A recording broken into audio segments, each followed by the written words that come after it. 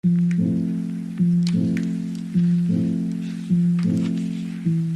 guys, so in this video, we're going to talk about studying.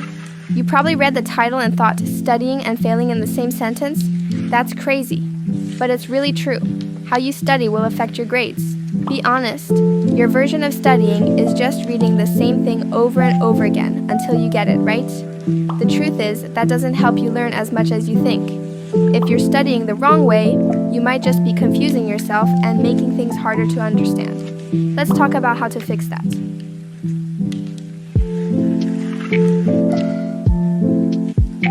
All study methods are not created equal. I used to believe that I could pass if I just memorized the content from my textbook, but that doesn't work 9 times out of 10. I'd highlight everything and keep rereading over and over, but in the end my grades stayed the same. In fact, they suffered a little. To be honest, it took me an embarrassingly long amount of time to figure out what was actually wrong with the way I was studying. It wasn't until I saw a video about studying techniques that I realized what the actual issue was. So, what is the issue, Daisy? Well, passive studying and cramming may seem effective, but once you're done memorizing, all of that info sort of slips out of your brain. And highlighting, just because the notes are pretty doesn't mean you've actually learned anything.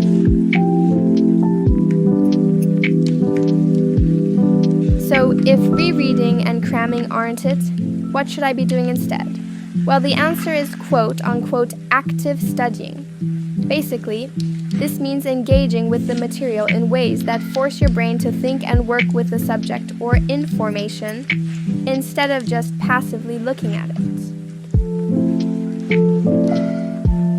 Can't beat the classics, am I right? Taking key concepts and terms and turning them into flashcards can be great.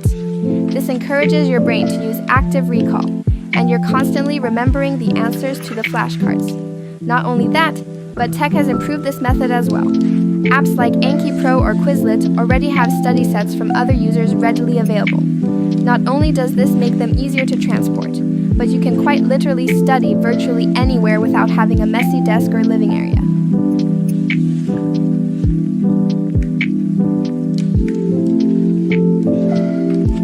Several studies, such as Time Magazine and Effectiviology, state that the protege effect is the best way to learn a concept.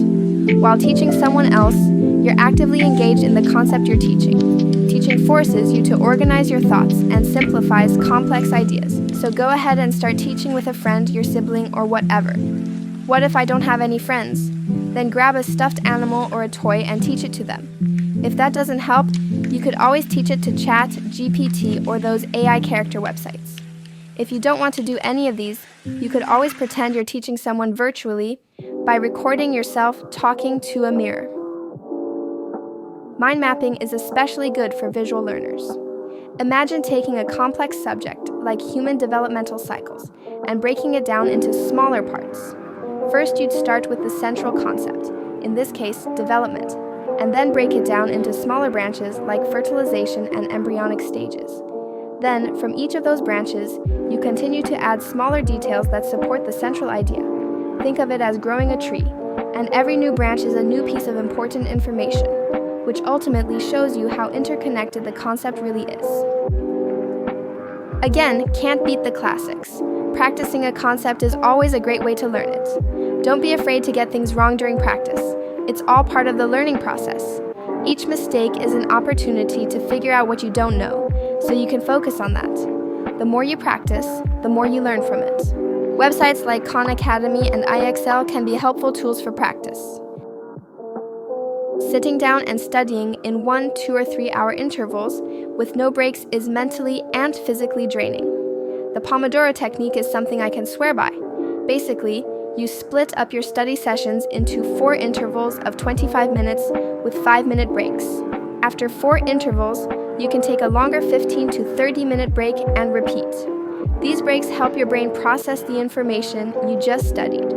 It gives it some space to think instead of just constantly cramming word after word after word. You can obviously adjust it to your liking, but please, do not study for multiple hours straight. That leads you directly into burnout, and your grades will suffer. Now last, but certainly not least, the blurting method. It's super simple, but it works really well. Here's how it works. Grab a blank sheet of paper and pick a topic you've been studying, like cell division or the skeletal system. Without looking at any of your notes, blurt out everything you know about the topic. Don't worry about the order or making it look perfect. You just need to get it all out on the page. Once you're done, go back to your notes or textbook and check what you missed or got wrong. It helps you find gaps in your knowledge so you can focus on what you actually need to review. By recalling the information and catching what you previously missed, the blurting method forces your brain to think, and I personally think it's way more effective than just rereading or highlighting. And that's basically it. If you've been putting in the time and effort but aren't seeing the results you want, try changing using these methods. Remember, it's not about how long you study, but about how you study. Incorporating techniques like flashcards,